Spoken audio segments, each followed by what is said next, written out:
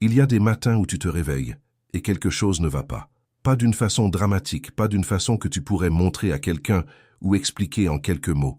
C'est plus subtil que ça. C'est une sorte d'étrangeté tranquille, comme si pendant la nuit quelqu'un avait légèrement déplacé tous les meubles de ta vie intérieure. Rien ne manque vraiment. Tout est encore là. Mais quelque chose a changé d'angle, de lumière, de poids. Et tu restes là un moment à regarder ta propre existence comme si c'était la première fois que tu la voyais. Tu allumes ton téléphone. Les notifications arrivent. Les messages de gens qui comptaient pour toi. Des nouvelles d'un monde que tu suivais avec intérêt il y a encore quelques semaines. Des plans, des invitations, des discussions que d'autres semblent te trouver urgentes. Et toi, tu les regardes, tu les lis. Mais il n'y a plus cet élan, cet écho interne qui disait « Oui, ça me concerne, j'ai envie d'y participer ». Il y a juste un silence étrange, là où il devrait y avoir de la résonance. Comme si tu appuyais sur une touche de piano et que le marteau frappait les cordes, mais qu'aucun son ne sortait. Ce silence-là, tu le connais. Il est apparu progressivement, ou peut-être brusquement, tu n'es même plus sûr. Un jour tu riais encore à cette série, tu te passionnais encore pour ces conversations, tu ressentais encore cette chaleur un peu floue mais confortable qu'on appelle l'appartenance. Et puis, à un moment que tu n'as pas su identifier, quelque chose s'est retiré. Pas violemment, juste retiré, comme la mer à marée basse qui laisse le sable exposé, brut, légèrement humide et bizarrement calme. Tu as essayé de nommer ce que tu ressentais.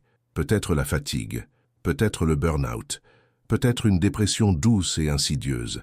Tu as cherché des étiquettes, parce que les étiquettes rassurent, parce qu'elles donnent l'impression de comprendre, et donc de maîtriser. Mais aucune ne collait vraiment. Il restait toujours quelque chose en dehors du cadre, quelque chose de trop vaste ou de trop subtil pour être réduit à un mot de 5 syllabes qu'on lit dans un article de magazine. Et puis il y a eu l'autre peur. Celle-là, tu l'as moins avouée. La peur d'être devenu quelqu'un de froid, quelqu'un qui ne ressent plus, quelqu'un qui s'est fermé, qui s'est durci, qui a perdu quelque chose d'essentiel et d'irremplaçable. Tu regardes des gens autour de toi qui semblent encore capables de s'emballer pour des choses qui te laissent indifférent, qui semblent encore habités par une légèreté que tu as du mal à retrouver en toi. Et tu te demandes si tu n'es pas en train de devenir quelqu'un de moins vivant, moins présent, moins humain dans un certain sens. Cette question-là a une saveur particulièrement amère, parce qu'elle s'accompagne souvent d'une autre. Est-ce ma faute? Est-ce que j'ai trop réfléchi, trop analysé, trop questionné? Est-ce que ce questionnement m'a conduit à me détacher d'une vie que les autres semblent habiter avec plus d'aisance? Est-ce que la lucidité a un coût? Et est-ce que ce coût, c'est la joie? Ces questions sont réelles. Je ne vais pas les balayer d'un revers de main en te disant que tout va bien, que tu es sur le bon chemin. Ce serait vous mentir. Ce que je veux faire à la place, c'est rester avec toi dans cet espace inconfortable et regarder honnêtement ce qui se passe. Parce qu'il y a quelque chose qui se passe, et ce quelque chose mérite mieux qu'un diagnostic rapide ou une parole réconfortante. Il y a une chose que Richard Feynman a dite un jour dans une de ces conversations informelles où les grands esprits laissent tomber leur garde et parlent avec une honnêteté désarmante. Il a dit que les périodes de sa vie où il n'avait aucun soutien, où il était véritablement seul avec ses pensées, sans filet, sans approbation extérieure, sans le bruit rassurant des certitudes partagées, étaient les périodes où il avait le mieux pensé, non pas parce que la solitude est romantique, ni parce que l'isolement est une vertu, mais parce que quelque chose se passe dans le silence que le bruit ne permet pas, quelque chose de profond, de lent, de difficile et absolument nécessaire. La question est de savoir si ce que tu vis actuellement ressemble à ça.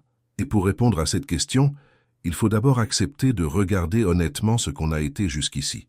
Pendant longtemps, tu as fonctionné d'une certaine façon. Pas nécessairement de façon malsaine, pas nécessairement de façon consciente non plus. Tu as répondu aux stimulations du monde, tu as cherché des validations, des confirmations, des reflets de toi-même dans le regard des autres. Tu as construit une identité à partir de ce que tu aimais, de ce que tu faisais, des gens avec qui tu te retrouvais, des idées auxquelles tu adhérais. Cette identité était réelle, elle t'a porté, elle a fonctionné. Mais une identité construite à partir de reflets extérieurs est une identité fragile, non pas parce qu'elle est fausse, mais parce qu'elle est dépendante. Elle a besoin, pour exister, d'être continuellement nourrie de l'extérieur. Et tant que ces confirmations sont disponibles, on ne remarque même pas la dépendance. Ça ressemble à de la vitalité, à de la connexion, à de l'appartenance. Ce n'est que lorsque les miroirs commencent à se briser, ou lorsque tu commences à regarder ce qu'ils reflètent avec un œil légèrement plus critique, que la fragilité du système apparaît. Et cette apparition est brutale, pas violente nécessairement, mais brutale dans sa clarté. Pense à quelqu'un qui a vécu toute sa vie dans une pièce très lumineuse, sous des lumières artificielles, chaudes, rassurantes, présentes à toute heure, et puis un jour, les lumières s'éteignent, pas pour toujours, juste pour un moment, et dans l'obscurité, cette personne ne sait plus très bien où sont les murs, ne sait plus très bien ce qui est réel et ce qui était simplement rendu visible par l'éclairage. Il y a une période de désorientation, une période où les yeux doivent s'ajuster. Mais si on reste dans cette obscurité un peu plus longtemps, quelque chose d'intéressant se produit. Les yeux s'adaptent. Ce qui était invisible dans la lumière artificielle commence à devenir perceptible dans la pénombre. On commence à voir les étoiles. On commence à percevoir des nuances qu'on ne soupçonnait pas. On commence à comprendre la forme réelle de la pièce, indépendamment de l'éclairage qui la rendait confortable mais artificielle. Ce que tu traverses ressemble à ça. Et je dis ressemble avec précaution, parce que la réalité de ce que tu vis est plus désordonnée, plus incertaine, plus douloureuse parfois que toute métaphore ne peut le rendre.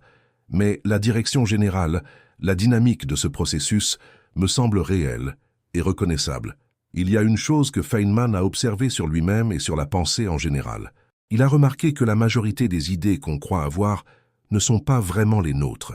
Elles nous ont été transmises par l'éducation, par la culture, par les gens que nous admirons. Ce n'est pas un problème en soi, c'est inévitable. Le problème, c'est de ne pas savoir lesquelles on a vraiment assimilées, faites siennes, et lesquelles on porte simplement comme on porte un vêtement emprunté. Le problème, c'est de confondre la carte et le territoire, de prendre le reflet pour la chose elle-même, de vivre à l'intérieur d'une description du monde tellement convaincante qu'on oublie que c'est une description, pas le monde. Et ce moment où l'on commence à percevoir cet écart, cet intervalle entre la description et la chose elle-même, ce moment est précisément celui que tu traverses. Ce n'est pas une crise, c'est une lucidité naissante, encore douloureuse parce qu'elle est nouvelle, encore instable parce qu'elle n'a pas encore trouvé son langage, encore inconfortable parce qu'elle te prive de certains conforts qui avaient valeur de certitude. Pense maintenant à ce que c'est que de regarder une pièce de théâtre depuis les coulisses, de voir les acteurs dans leurs costumes, mais aussi dans leurs moments d'hésitation avant d'entrer en scène, de voir les décors de face, mais aussi la structure de bois grossière qui les soutient par derrière, de voir les effets de lumière, tout en sachant exactement où se trouvent les projecteurs et quelle est la main qui les manipule. Est-ce que cela ruine le spectacle? Oui, dans un sens. Il devient difficile de s'y perdre comme avant.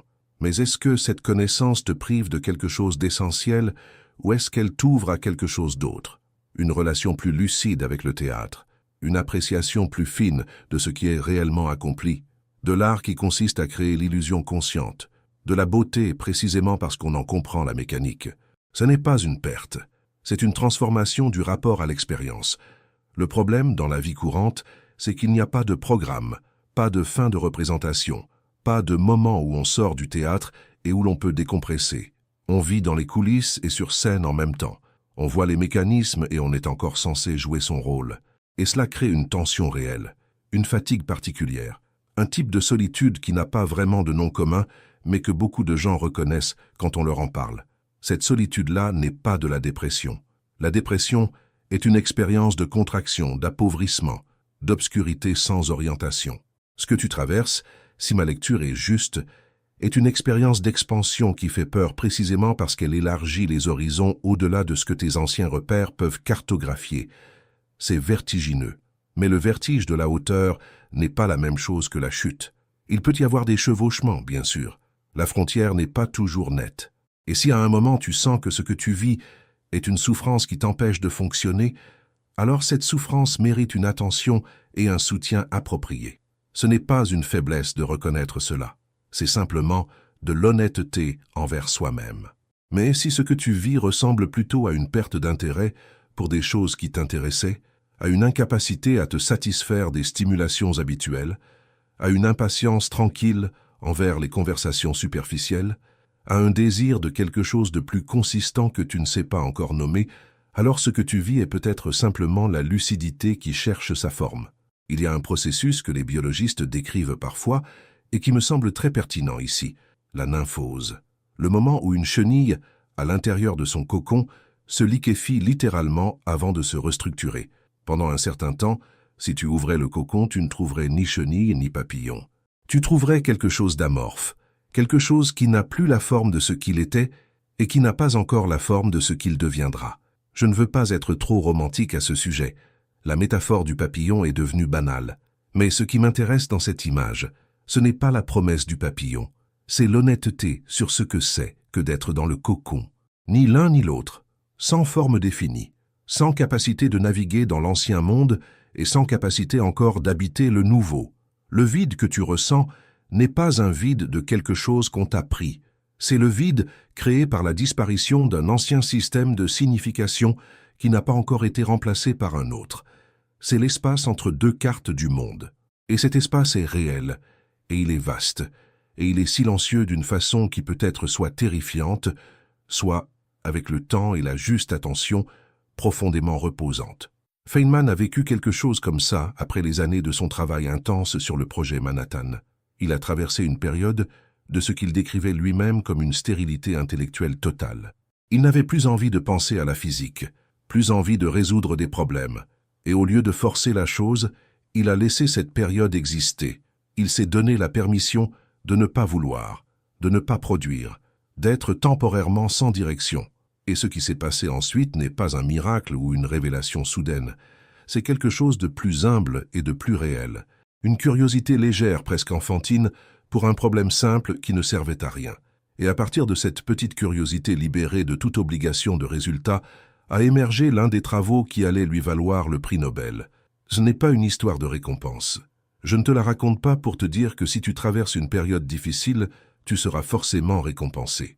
Ce serait réducteur et faux. Je te la raconte parce qu'il y a quelque chose dans la dynamique de cette histoire qui me semble important. Parfois, il faut vider le système avant de pouvoir le remplir d'autre chose. Parfois, l'absence de direction est la condition nécessaire à l'émergence d'une direction authentique. Et maintenant, il y a quelque chose dont je dois parler, quelque chose dont on parle rarement dans ces contextes et dont le silence fait peut-être plus de dégâts que la chose elle-même. Il y a un risque particulier dans ce type de traversée. Un risque qui n'est pas la dépression, pas l'isolement, pas la perte de sens. C'est quelque chose de plus subtil et dans certains sens plus dangereux, parce qu'il ressemble à de la croissance, mais peut en réalité être un obstacle à la croissance véritable. Ce risque, c'est l'orgueil de la lucidité. Quand on commence à voir les mécanismes des choses, quand on commence à percevoir les illusions que les autres semblent encore habiter sans s'en rendre compte, il y a une tentation naturelle, presque automatique, de se sentir au-dessus, plus conscient, plus éveillé. Cette tentation est compréhensible, elle est même humaine. Mais elle est l'un des pièges les plus efficaces qui existent sur ce chemin. Parce que la vraie lucidité ne génère pas de hauteur, elle génère de l'humilité.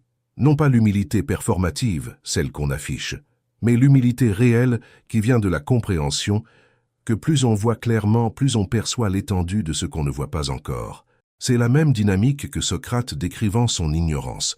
Ce n'était pas une pause, c'était la conséquence logique d'une réflexion honnête. Quand tu commences à regarder autour de toi, avec des yeux qui perçoivent les illusions des autres, il y a une façon de le faire qui te rapproche de ces autres, et une façon de le faire qui t'en éloigne. La première est une compréhension qui porte de la compassion. Tu vois l'illusion, et tu comprends pourquoi elle est confortable, pourquoi elle est nécessaire, pourquoi les gens qui y vivent ne sont pas moins intelligents que toi, mais simplement à un moment différent d'un même voyage que vous faites tous. La deuxième est une compréhension qui porte du mépris. Tu vois l'illusion et tu te congratules de ne pas y être piégé. La frontière entre les deux est fine. Ce n'est pas un jugement moral, c'est simplement une observation sur la dynamique de ce processus. L'intelligence qui se retourne contre sa propre tendance à se sentir supérieure est la seule intelligence qui continue à croître. L'intelligence qui s'installe dans sa propre supériorité se fige en posture, et une posture, quelle que soit sa sophistication, reste une posture. La froideur émotionnelle que tu ressens peut aussi être alimentée par un certain mépris, pas nécessairement conscient, pour les gens qui semblent encore sensibles à des choses que tu aurais dépassées. Cette froideur peut ressembler à de la paix intérieure, à de la sagesse. Mais si elle vient d'une distance protectrice construite sur le sentiment d'être plus lucide, alors ce n'est pas de la sagesse, c'est de l'armure. Et l'armure, même philosophique, empêche autant que la vulnérabilité sauvage. Elle empêche d'être touchée. Et quelque chose qui ne peut plus être touché ne peut plus vraiment vivre. Les pierres ne souffrent pas, mais les pierres n'aiment pas non plus. Le vrai courage, dans ce contexte, c'est peut-être de rester ouvert à être touché par des choses simples, même quand on les voit à travers des couches de compréhension complexes.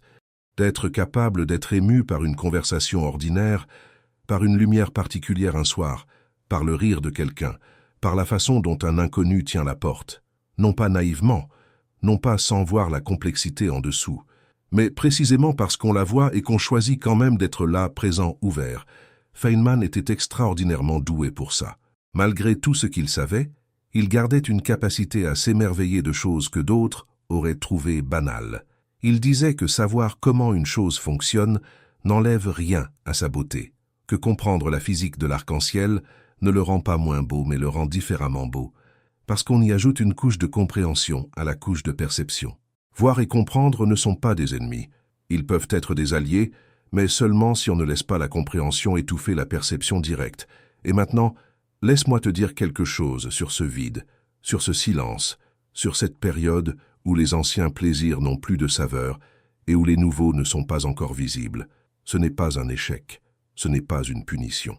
Ce n'est pas non plus une promesse de quelque chose de meilleur, parce que les promesses de mieux sont des mensonges qui te détournent du maintenant.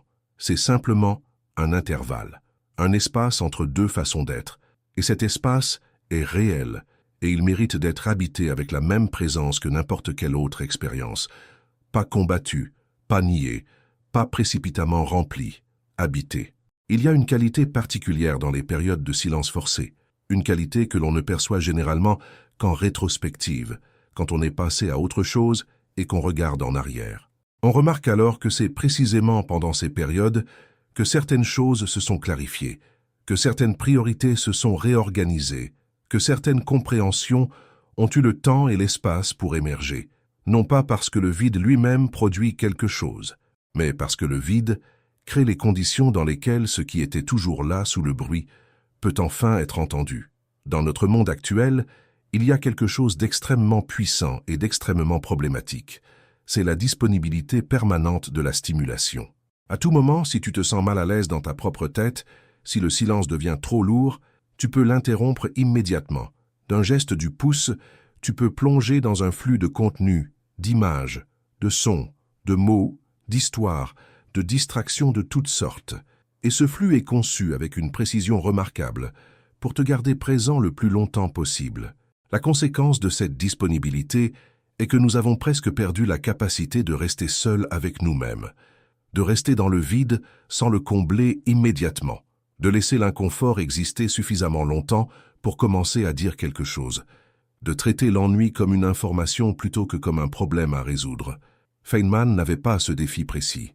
Il avait d'autres défis, mais il a quand même eu besoin de faire un effort conscient pour se soustraire au bruit de son époque, aux attentes de ses collègues, aux pressions de la productivité académique, pour trouver les espaces de silence dans lesquels sa pensée pouvait se retrouver. Imagine ce que ce défi représente aujourd'hui. Ce que je peux dire, c'est que quelque chose de différent attend de l'autre côté de cette traversée, quelque chose de plus ancré, de plus stable, de moins dépendant du flux de confirmation extérieure, une façon d'être présent au monde qui ne requiert pas l'intensité pour être réelle, une façon de ressentir la joie, le plaisir, la beauté, le sens, qui ne passe plus par le prisme de l'excitation mais par quelque chose de plus tranquille et de plus durable. Ce n'est pas moins, c'est différent. Et dans ce différent, il y a quelque chose que le mot mieux ne capture pas vraiment, mais qui y ressemble quand même de loin. Feynman avait une façon de parler de la connaissance qui me revient ici. Il disait que la vraie compréhension d'une chose ne se mesure pas à l'intensité de l'enthousiasme qu'elle génère, mais à la profondeur du silence qu'elle produit en toi. Non pas le silence de l'indifférence, mais le silence de la chose qui a trouvé sa place, le silence de ce qui n'a plus besoin d'être crié pour exister. La joie tranquille de quelqu'un qui comprend quelque chose vraiment, sans avoir besoin de le partager immédiatement, sans avoir besoin de confirmation. Ce type de joie est plus silencieuse. Elle ressemble moins à de l'enthousiasme et plus à de la paix. Et parce qu'elle ressemble moins à l'image conventionnelle du bonheur, on peut facilement la manquer. ou la prendre pour de l'absence de bonheur. Mais ce n'est pas son absence, c'est une autre de ses formes, une forme plus adulte dans le sens où elle n'a pas besoin de se démontrer. Alors, si tu es là dans ce silence un peu étrange, un peu inconfortable, ce silence qui n'est pas tout à fait de la paix mais qui n'est pas non plus de la souffrance, si tu es là à chercher les mots pour ce que tu vis et à ne pas les trouver, si tu te regardes avec inquiétude en te demandant si tu es cassé ou simplement en transition, alors laisse-moi te dire ceci, tu n'es pas cassé. Tu es entre deux formes de toi-même, et cet entre-deux est réel, et il est inconfortable, et il ne durera pas éternellement dans sa forme actuelle, et il n'est pas non plus quelque chose qu'il faut précipiter ou résoudre ou transformer en quelque chose de plus présentable. Il mérite d'être vécu, pas célébré, pas glorifié, pas transformé en statut sur les réseaux sociaux. Simplement vécu, avec autant d'honnêteté et de douceur envers toi-même que tu peux en rassembler. Et quand tu sortiras de cet entre-deux, et tu en sortiras d'une façon ou d'une autre, tu ne sortiras pas avec plus de certitude ou de réponse définitive. Tu sortiras peut-être avec une question mieux posée, avec un rapport au silence légèrement différent, avec une tolérance un peu plus grande pour l'inconfort de ne pas savoir, avec une capacité légèrement plus développée à rester là, dans la complexité de l'expérience, sans la simplifier immédiatement pour la rendre plus gérable. Ce n'est pas beaucoup, à première vue, mais dans la longue durée d'une vie pensante, c'est exactement ce qui change tout. Le soutien qui manque n'est pas toujours ce qu'il faut. Parfois, l'absence de soutien est l'espace dans lequel on apprend à se porter soi-même, non pas par stoïcisme héroïque, non pas par refus de la vulnérabilité, mais par la découverte, lente et difficile et réelle, d'une ressource intérieure qu'on ne savait pas avoir parce qu'on n'avait jamais eu besoin d'y puiser. C'est peut-être ça au fond ce que Feynman avait compris. Pas que la solitude est une médaille, pas que la souffrance est nécessaire, mais que dans l'absence de tout ce qui porte de l'extérieur, quelque chose de proprement intérieur peut enfin commencer à émerger. Quelque chose qui n'a pas besoin de miroir pour savoir qu'il existe. Quelque chose qui n'a pas besoin d'approbation pour avoir de la valeur. Quelque chose de tranquillement, de silencieusement, de profondément réel. Et ce quelque chose-là, quand on commence à le toucher, même de façon fugace et incertaine, on comprend que tout ce silence en valait la peine. Non pas parce qu'il mène à quelque chose de spectaculaire, mais parce qu'il mène à quelque chose de vrai.